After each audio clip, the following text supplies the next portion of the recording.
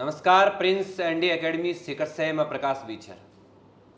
ND academy का नाम आते ही सबसे पहले शेखावाटी की वीर भूमि और शेखावाटी की वीर भूमि पर संचालित प्रिंस एनडी एकेडमी का नाम सबकी जुबां पे रहता है। वर्ष 2018 में प्रिंस एनडी एकेडमी सीकर की स्थापना होती है। 18 से लेके अब तक 77 स्टूडेंट एसएसबी के लिए फाइनली रिकमेंडेड हो चुके हैं। और आज हमारे बीच इस स्टूडियो के खास मेहमान के रूप में दो अलग अलग प्रांतों के दो ऐसे नौनियाल हमारे बीच मौजूद हैं जो प्रिंस एनडी एकेडमी में पढ़कर एनडी एसएसबी के लिए फाइनल रिकमेंडेड हो चुके हैं और सीधा भारतीय सेना में लेफ्टिनेंट बनने के लिए तैयार हो चुके हैं। कहते हैं कि आओ झुक कर करे सलाम उन्हें जिनके हिस्से में मुकाम आता है, कि आओ झुक कर करे सलाम उन्हें जिनके हिस्से में मुकाम आता है। खुशनसीब होते हैं वो लोग जिनकी जवानी वतन के काम आती है। महज 18 साल के दोनों नौजवान, जिन नौजवानों का ये मन में शुरू से सपना था कि कुछ ऐसा करे कि माँ भारती हमेशा हम पर गर्व और गौरवान्वित हो। और इसी कड़ी में सबसे पहले मेरे बिल्कुल बाहिनी तरफ राजस्थान के अलवर के टोडा ज्ञान गांव का ऐसा प्रतिभाशाली बालक जो पहले ही प्रयास में एनडी एसएसबी रिकमेंडेड हो जाता है। आपके बिल्कुल पास में, आप हरियाणा के रहने वाले हो। दोनों प्रतिभाशाली बालकों को इस बड़ी सक्सेस के लिए बहुत बहुत बधाई हो। मैं कहना चाहूँगा कि अक्सर लोग कहते हैं कि सेना की नौकरी सबसे कठिन नौकरी मानी जाती है। फिर भी सवाल ये उठता है कि महज 18 साल के नौजवान जो मन में शुरू से सपना पा लेते हैं कि मुझे तो देश की सेवा करनी है, आखिर इन नौजवानों को घर परिवार और प्रिंस एनडी एकेडमी में ऐसी कौन सी खुराक दी जाती हैं, इन तमाम बातें आज इन बच्चों से ही करेंगे। मैं चाहूँगा सबसे पहले बारी बारी से आप अपना परिचय दीजिए। Thank you so much sir for congratulating मी।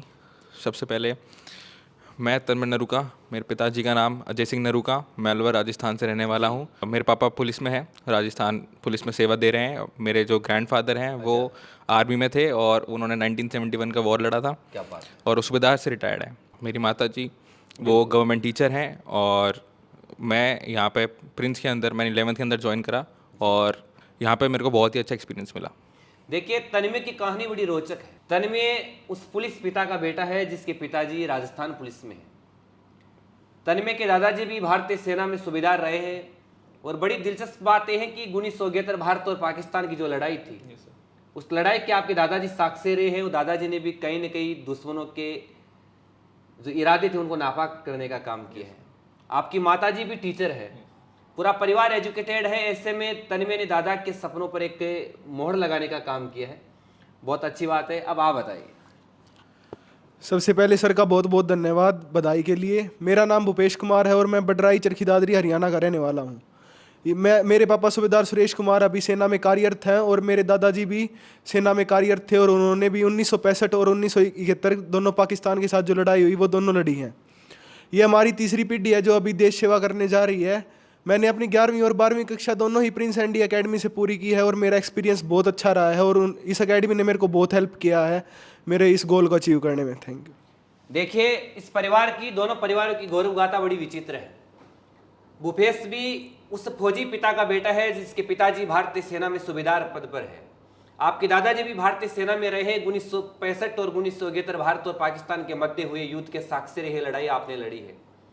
बड़ी बात तो यह है इन दोनों बच्चों की, दोनों बच्चे इस गांव की भूमि से निकल कर आते हैं। देश की आज़ादी के 75 सालों के बाद का इतिहास इन दोनों बच्चों ने बदल के रखा है।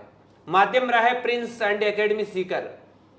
देश की आज़ादी के बाद में अलवर और हरियाणा का दो ऐसा गांव जिन गांव से बच्चे पहली बार भारतीय सेना में सीधा लेफ्टिनेंट बने हैं। तो आइए मिलते हैं इन बच्चों से और बारी बारी से बात करते हैं। सबसे पहले मैं तन्मय आपसे जुड़ना चाहूँगा। आप बताइए मुझे सबसे पहले तो प्रिंस एनडी एकेडमी में आपका यहाँ तक पहुँचना कैसे हुआ? सर सबसे पहले मैं अलवर से रहने वाला हूँ, तो वहाँ पर कोई ऐसी डिफेंस एकेडमी नहीं है जो 11th और 12th के साथ हमको एनडीए की कोचिंग दे। तो इंटरनेट पर सर्च करने के बाद और रिलेटिव्स पे पूछने के बाद मेरे को पता चला कि सीकर के अंदर प्रिंस एनडी का बहुत नाम है और यहाँ से बहुत बच्चे रिकमेंड भी हुए हैं और सेना में लेफ्टिनेंट भी बने हैं। तो यहाँ पे मेरा सफ़र ऐसे आया। जी। तो इस सेना में जाने का सफ़र शुरुआती था कैसे? सर जैसे मेरे ग्रैंडफादर आर्मी में थे। अच्छा। तो जैसे मेरे जो पापा थे वो उनकी जयपुर पोस्टिंग थी और मेरी मम्मी की धौलपुर थी। तो मैं स्टार्टिंग से अपने ग्रैंडफादर के साथ रहा। बिल्कुल। तो उनकी यूनिफॉर्म देख के, उनके मेडल्स देख के और कहानियाँ सुन के मेरे को बहुत ही ज़्यादा मोटिवेशन मिली और मैंने फिर सोचा कि मेरे को आर्मी ज्वाइन करनी है। तो मुझे लगता है कि दादाजी ने शुरू से ही देश प्रेम की भावनाएं आपके अंदर कूट कूट के भर दी। यस सर, उसी का परिणाम कि आज आप भी भारतीय सेना में लेफ्टिनेंट हो। Definitely sir. बिल्कुल। एक आप भी बताइए प्रिंस एंड एकेडमी का एक्सपीरियंस शेयर करें आप। जैसे प्रिंस एनडी एकेडमी में 11वीं कक्षा में आया तो तब मैंने ये सोच के ही आया था कि मेरे को एनडीए क्रैक करना है, क्योंकि सबसे पहले अगर सपने की बात करें तो वो सपना यहाँ से शुरू हुआ कि जैसे मैंने बताया कि पापा और दादा दोनों आर्मी में है, तो शुरू में ही आर्मी बैकग्राउंड में पला पड़ा हूँ, तो आर्मी में जाने का सपना तो शुरू से ही था। पर जब सोचा कि अगर जाना ही है तो एक छोटी पोस्ट पे क्यों जाएं, सीधा अफसर बन के ही जाते हैं। तो इसलिए मैंने बहुत रिसर्च की और पता चला कि एक तो मेरे घर वाले ऐसी एकेडमी ढूंढ रहे थे जो हॉस्टल की सुविधा साथ में हो, क्योंकि मेरे घर वालों का और मेरा दोनों का यही मानना है कि जैसे जो एकेडमी हॉस्टल में रहने पर एक बच्चे में अलग निखार आता है, मतलब वो बच्चों के साथ घुल मिल पाता है और बहुत सारी अच्छी क्वालिटी सीखता है जो वो घर पे रह के नहीं सीख एक पाता। तरह से होलिस्टिक डेवलपमेंट होता है। तो मैंने जब रिसर्च किया तो मेरे को प्रिंस एंडी एकेडमी का नाम सामने आया कि भाई ये एकेडमी बहुत ज़्यादा सिलेक्शन दे रही है, सिलेक्शन रेशियो भी बहुत ज़्यादा है, और ब्रिगेडियर और कर्नल की जो एसएसबी टीम है वो बहुत अच्छे से कोचिंग देती है, और बहुत सारे रिकमेंडेशंस आ रहे हैं, और रिटर्न की कोचिंग भी बहुत अच्छी मिलती है, और हॉस्टल की सुविधा है। जो प्रिंस एंडी एकेडमी में जितने भी बच्चे हैं वो सारे हॉस्टल में रहते हैं, बाहर से कोई भी बच्चा नहीं आता, तो सारे बच्चे आपस में घुल मिल के रहते हैं। और जो फौज में जाने वाला जो अफसर होता है उसकी एक सबसे बड़ी क्वालिटी होती है कि वो जो उसके जूनियर्स हैं या जो उसके साथी हैं उन सब के साथ घुल मिल के रहे। तो सबसे बड़ी तो प्रिंस एंडी एकेडमी ने यही किया है कि मैंने जो अपने दोस्तों के साथ कोऑपरेशन बनाया या जो टीचर से कोऑपरेशन बनाया उससे मेरी बहुत हेल्प हुई, और उसमें मेरे में बहुत ज़्यादा क्वालिटीज़ डेवलप हुई हैं हॉस्टल में रहने के कारण ही। तो भूपेश का कहना है कि प्रिंस एंड एकेडमी का हॉस्टल बच्चों की होलिस्टिक डेवलपमेंट की थीम पर काम करता है। बोले तो प्रिंस एकेडमी होलिस्टिक डेवलपमेंट की थीम पर काम करती है, और हमारा अक्सर ऐसा मानना है कि एक बालक की बौद्धिक क्षमता और मानसिक क्षमता का विकास ढंग से तभी हो पाए तब बच्चे में शिक्षा के साथ संस्कार, अच्छा खाना, अच्छी सुरक्षा उसको पढ़ाई के दरमियान में, और इन तमाम चीज़ों पर आपकी प्रिंस एंड एकेडमी खरी उतरी। आप भी अपना प्रिंस एंड एकेडमी का 2 वर्षों तक का एक्सपीरियंस शेयर कीजिए आप। शुरुआत में ये मेरा पहला हॉस्टल का एक्सपीरियंस था, तो स्टार्टिंग में बहुत नर्वस था मैं, लेकिन जैसे भूपेश ने बताया कि कॉपरेशन के साथ रहते हैं, तो मेरे जो रूममेट मिले और जो एनवायरनमेंट मिला मेरे को यहाँ पे वो बहुत ही कॉपरेटेड था, और मैं सबके साथ घुल मिल के रहा। और बात करें कि एक्सपीरियंस की, तो यहाँ पर एक ऑलराउंड डेवलपमेंट दी जाती है, ना सिर्फ पढ़ाई, खेल और साथ में कल्चरल एक्टिविटीज़ और कोकरल एक्टिविटीज़ के साथ ध्यान दिया जाता है, और पीटी ड्रिल्स कराई जाती हैं, और शाम को भी बहुत सारे इवेंट्स कराए जाते हैं जिससे बच्चा जो है वो एक कॉन्फिडेंट और अपनी एक इमेज बना सकता है अपनी पूरी स्कूल के अंदर, तो जिससे ये कॉन्फिडेंस मिलता है, और जो 15 OLQs होते हैं वो एक बच्चे को आराम से मिल सकते हैं, जो ये परफॉर्मेंस बिल्डअप कराई जाती हैं बच्चों के लिए। और 11th-12th के अंदर स्टार्टिंग में हमको ये था कि 11th में फाउंडेशन कोर्स कराया जाएगा और 12th में हमको GAT पे फोकस करा जाएगा, और जो मैथ्स प्रोपोर्शन दिए जाएंगे तो वो एक एग्ज़ाम बेस पर भी और एक इंटरव्यू पे बेस पर भी हमको बहुत ही एक अच्छा एक्सपीरियंस प्रोवाइड करा, और साथ ही में हॉस्टल प्रोवाइडेशन और मैनेजमेंट भी बहुत अच्छी दी गई। बिल्कुल। एक मैं आपसे तन्वी ये भी जानना चाहूँगा कि अधिकांश जो आपसे अनुज है वो भी एनडी में जाने के इच्छुक है, तो बच्चों को आप बताइए कि किस प्रकार से आपका ये स्टडी प्लानिंग था, आपका टाइम मैनेजमेंट था कि आपने महज एक पहले ही प्रयास के अंदर आप NDSSB के लिए रिकमेंडेड हो गए। किस प्रकार से आपका सिलेबस रहता है, सारी चीज़ें सारगर्भित तरीके से बताइए। सर, टाइम टेबल की बात करी जाए तो प्रिंस का टाइम टेबल ही ऐसा है कि हम लोग उसी के अंदर पूरे इन्वॉल्व रहते हैं, तो हमको और कुछ टाइम ही नहीं मिलता। जैसे स्टार्टिंग में PT से बात करते हैं, फिर उसके बाद फ्रेशन अप होना, ब्रेकफास्ट, क्लासेस, और उसके बाद डाउट काउंटर, तो एक पूरा एक टाइम टेबल ऐसा है कि हम सेल्फ स्टडी से लेकर तो एक पूरा हमको अराउंड 5 to 6 आवर्स हमको सेल्फ स्टडी की मिल जाती है, तो जिसके अंदर बच्चा जो भी सारी एक्टिविटीज़ करना चाहता है और जो भी डाउट काउंटर करना चाहता है उसको प्रॉपर टाइम मिल जाता है। एंड ND के लिए ये 5 to 6 आवर्स भी बहुत इनफ है अगर बच्चा मन लगा के पढ़े तो।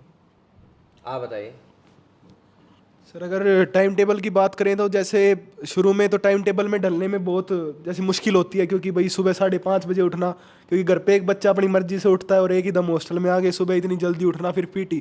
तो सबसे पहले तो मैं ये मेंशन करना चाहूँगा कि अगर अभी हम NDA ज्वाइन करेंगे तो जो ट्रेनिंग होती है वो टफ होती है, पर प्रिंस एंडी एकेडमी में जो PT वगैरह होती है या जो पूरा शेड्यूल होता है वो एक बच्चे को बहुत उसमें डलने पर उसको बाकी ट्रेनिंग में मुश्किलें नहीं आती, वो बहुत मदद करती है उसको आगे की लाइफ जीने में भी। जैसे जो हमारे इंस्ट्रक्टर्स हैं, जैसे यहाँ पे जितने भी इंस्ट्रक्टर हैं या जो भी PT आई हैं वो सारे आर्मी रिटायर्ड या फिर जैसे उसी आर्मी या पुलिस बैकग्राउंड से ही आते हैं, तो उनको पता है कि वहाँ पे लाइफ कैसी होगी, तो वो उसी हिसाब से हमें PT या फिर ड्रिल सिखाते हैं कि आगे जाके भी हमारी लाइफ आसान हो।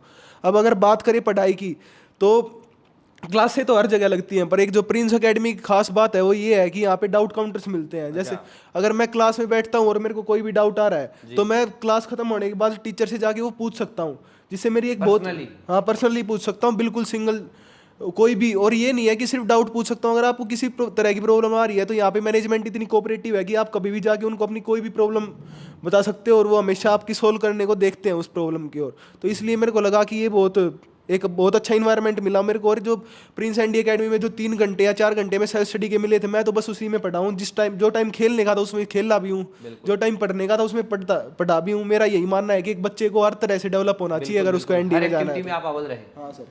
प्रिंस एनडीए एकेडमी में आप जो पढ़े, उसके बाद में जैसे आपका एनडीएसएसबी के लिए आप रिकमेंडेड हुए।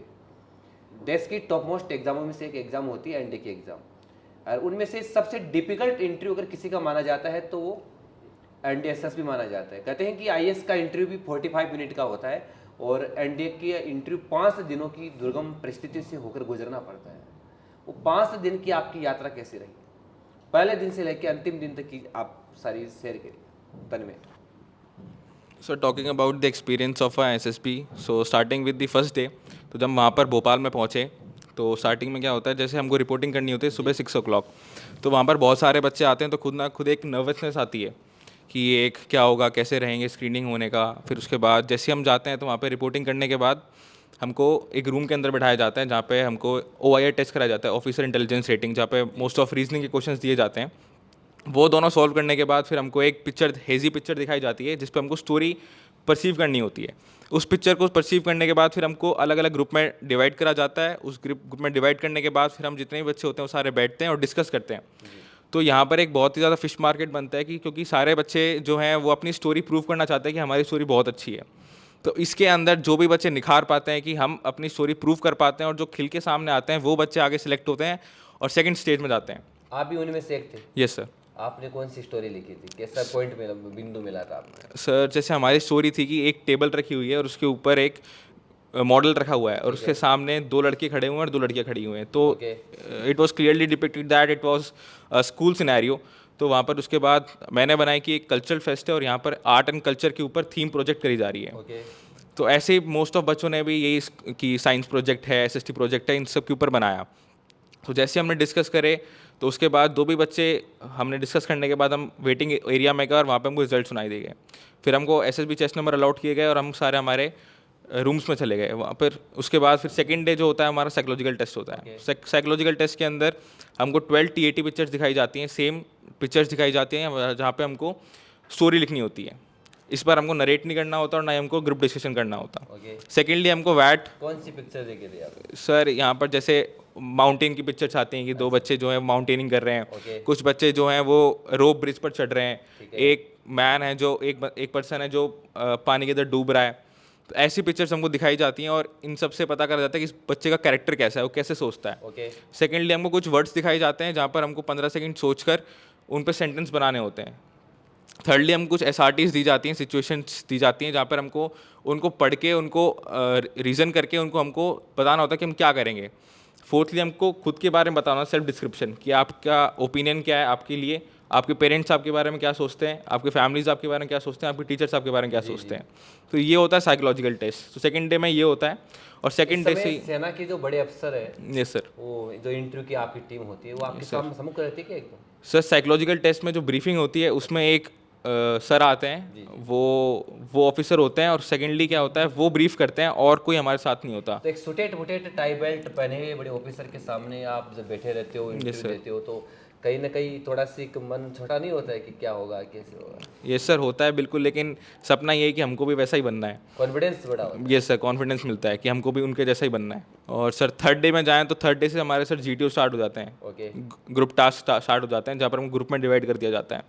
ग्रुप में डिवाइड करने के बाद बहुत सारी एक्टिविटीज़ कराई जाती हैं, 7 to 8 9 एक्टिविटीज़ होती हैं जो करवाई जाती हैं। तो उस ग्रुप के अंदर जो हमारे जो GTO होते हैं, जो ग्रुप टास्क ऑफिसर होते हैं, वो हमको एक ग्रुप में से 8-10 बच्चों का ग्रुप होता है, उन ग्रुप में से हमको देखते हैं कि ये बच्चा ग्रुप के साथ कैसे कोऑपरेट करता है और कैसे अपने आप को हाईली परफॉर्म करके अपने आप को सामने लेकर आता है। तो इन सब के अंदर फर्स्ट और सेकंड डे में हमारा GTO होता है और सेकंड डे से लेके 4th डे तक हमारे इंटरव्यूज चलते हैं। जैसे जो फर्स्ट बैच जिनको चेस्ट नंबर है उनके हिसाब से उनको अलॉट कर दिया जाता है कि ये इंटरव्यू ले जाएंगे और वहाँ से बच्चे जो हैं वो इंटरव्यू देते हैं। 4th डे में इंटरव्यू और सब कुछ खत्म होने के बाद 5th डे हमारी कॉन्फ्रेंस होती है। 5th डे के अंदर सारे जो ऑफिसर्स होते हैं जो हमारे बोर्ड के होते हैं वो सारे एक साथ बैठते हैं और वो हमको ब्रीफ करते हैं कि मोटिवेट करते हैं कि अगर किसी का नहीं होता है तो भी आप और भी बहुत सारी अपॉर्चुनिटीज़ मिलेंगी। ये स्ट्रेस में नहीं आना और बहुत अपॉर्चुनिटीज़ हैं। तो वहाँ पर जाके हमसे एक आध दो क्वेश्चन और पूछे जाते हैं और उसके बाद हमको रिजल्ट सुना दिया जाता है कि कौन बच्चा रिकमेंडेड है या नहीं। जैसे आपका ये 5 दिन का दौर चला, यस सर। इसमें आप लगभग कौन से डे में लगभग आश्वस्त हो चुके थे कि हाँ अब काम बैठ जाएगा, सर ऑन द थर्ड बात डे, बन जाएगी? सर थर्ड डे के अंदर जब मेरा जीटीयू हुआ था तो कहीं ना कहीं मुझे लग गया था कि ग्रुप के अंदर मैं आ रहा हूँ और जैसे मैंने एक आध मतलब जीपीई के अंदर जो होती है वो मैंने नरेट करी थी, तो मुझे लग गया था कि कहीं ना कहीं शायद मैं अच्छा परफॉर्म कर रहा हूँ और मैं रिकमेंड हो सकता हूँ। 5 दिनों की जो भी रिपोर्ट आपकी रहती थी पर डे की, वो Yes, शाम तक आप घर तक रिपोर्ट कर सकते थे? नहीं सर, हमको एक एक्चुअली फ़ोन कॉल वहाँ प्रोवाइड करा जाता है, वो हमको शाम को हम कर सकते हैं। तो घर पे रिपोर्ट तो आ जाएगी? हाँ सर, तो इस रिपोर्ट कर प्रकार सकते हैं। Yes sir. बहुत बढ़िया, थैंक यू। आपका भी जो एसएसबी इंटरव्यू है 5 डेज, उसका एक्सपीरियंस शेयर करें आप, पहले दिन से लेके जब पहली बार वो चीज़ बताइए मुझे। तो आप यहाँ से निकले और सीधा इंटरव्यू देने के लिए गए, जैसे ही ऑफिसर्स के आप ऑफिस में पहली उसकी चौखट पर कदम रखते हो, उस टाइम आपके मन में किस प्रकार के भाव थे, क्या आपका रिएक्शन था, क्या मन की भावनाएं थी? सर जैसे मन में सपना लेके तो निकले ही थे यहाँ पे कि यहाँ पे बच्चों का सम्मान होता देखा है जब कोई इंटरव्यू क्रैक करके आता है। तो जब वो नीचे बैठ के देखते थे तो एक मन में उम्मीद थी कि हाँ भाई कभी हम भी स्टेज पे चढ़ेंगे और हम भी यही सम्मान प्राप्त करेंगे और अपने घर वालों का नाम रोशन करेंगे। तो घर वालों और भगवान के आशीर्वाद के साथ हम जब निकले अपने घर से और वहाँ पे पहुँचे तो फर्स्ट जैसे प्रोसीजर तो इसने बताया ही। तो जिस दिन पहले दिन कदम रखा उस दिन सबसे पहले तो आपको अफसर नहीं 70-80 बच्चे देखने को मिलते हैं वहाँ पे जो अलग अलग जगह से आए हुए होते हैं। तो वहाँ पे ये होता है कि जो 70 बंदे आए हैं वो हर एक बंदा अपने आप में कुछ अलग है। तो उन सब बंदों में आप में ऐसी क्या क्वालिटी होगी जो आप उन सब में से एक अलग दिखोगी कि हाँ भाई ये बंदा है। क्योंकि एक ऑफिसर तो अगर 70 बंदों में खड़ा है तो वो तो अलग दिखेगा, ये पक्की बात है। तो जैसे आपने पूछा कि जैसे सर यहाँ पे कैप्सूल कोर्स लिए हैं एसएसबी के, हर महीने होते हैं, रिटन एग्जाम क्लियर करने के बाद बहुत प्रैक्टिस की यहाँ पे एसएसबी की। तो एक वो एजिटेशन तो दूर स्कूल वालों ने नहीं करवा दी थी लगभग कि भाई इतने इंटरव्यू दे दिए, इतने जीटीओ प्रैक्टिस कर लिए, इतने साइक टेस्ट दे लिए, कि वहाँ पे जाने तक एजिटेशन बहुत कम हो जाती है। पर एक लेवल की तो रहती है कि भाई एक नया एक्सपीरियंस है, नई जगह पे आ रहे हैं। बाकी लगभग यहाँ से तैयार करके भेज यहाँ पे तैयार करके भी सर बिल्कुल भेजते हैं, सारी फैसिलिटीज़ मिलती है। तो वहाँ पे कदम रखा तो उसने पूछना शुरू किया। सबसे पहले तो उसने पूछा कि प्रिंस एंडी एकेडमी की 2 अच्छी चीज़ें और 2 खराब चीज़ें बताओ मेरे को। ऑफिसर ने? हाँ, ऑफिसर बोला कि प्रिंस का बहुत नाम सुन रहे हैं हम आजकल, तो ऐसी क्या बात है उसमें कि इतने बच्चे आ रहे हैं हमारे पास प्रिंस के। तो आप 2 अच्छी चीज़ें और 2 खराब चीज़ें बताओ। आपने बोल दिया होगा कि सर खराब तो हो ही नहीं सकती। हाँ, तो बोला तो, पर वो पूछते ही हैं सर कुछ ना कुछ तो कुछ बना के बोलनी पड़ती है। बताइए आप। मेरा ये तो अच्छी चीज़ें तो बता दी कि सर मैंने डाउट काउंटर्स की फैसिलिटी, अच्छी चीज़ें गिनवाने में बहुत है सर, पर वो उसको मेन फोकस होता है कि वो खराब चीज़ें क्या बोलेगा। तो खराब चीज़ें मैंने बोल दिया कि भाई जैसे छोटी मोटी चीज़ें कि भाई कोई ग्राउंड इतने व्यवस्थित नहीं है कहीं पे या इतने, तो एक बहाना सा मार के उस बात को तो प्रिंस का ग्राउंड तो बहुत ही व्यवस्थित है, आपने सेना के अधिकारियों के सामने तो बात फिर गलत ही बोल दी।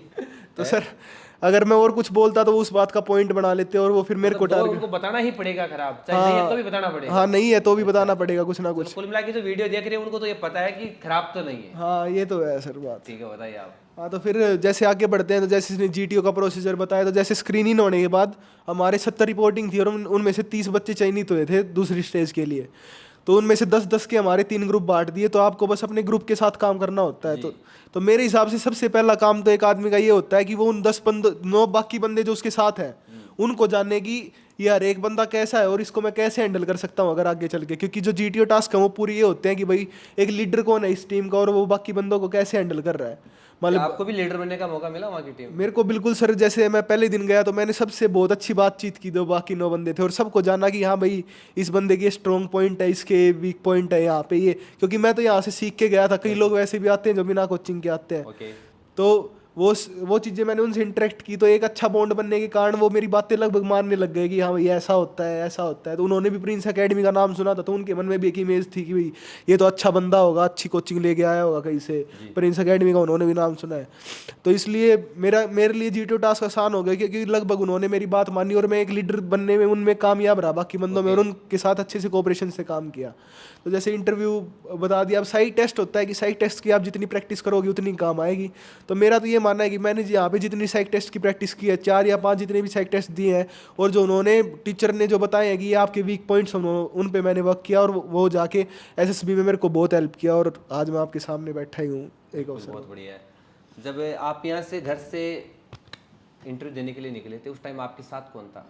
सर मेरे साथ मेरे पापा गए थे मेरे को छोड़ने, पर उनको इतना भरोसा था कि स्क्रीन इन तो हो ही जाएगा, तो वो मेरे को पहले ही दिन बस एकेडमी तक छोड़ के, मतलब वो बोर्ड तक छोड़ के फिर अपने ट्रेन में बैठ के वापस आ गए थे कि अब की बार तो सिलेक्ट हो के ही आएगा लड़का, उनको जब भी आप बोरा घर करो। से गए, ट्रेन में बैठे, उस समय मन में किस प्रकार के विचार आ रहे थे बार बार, क्या मन में तो यही विचार थे कि सर घर वाले उम्मीद लगाए बैठे हैं, घर वालों ने इतने एफर्ट्स लगाए हैं मेरे पीछे, तो मेरे को कहीं ना कहीं उनका नाम रोशन करना है, उनको करके दिखाना है कि हाँ भाई एक ऐसी औलाद पैदा की है जो पूरे गांव में आपका नाम रोशन कर सकती है।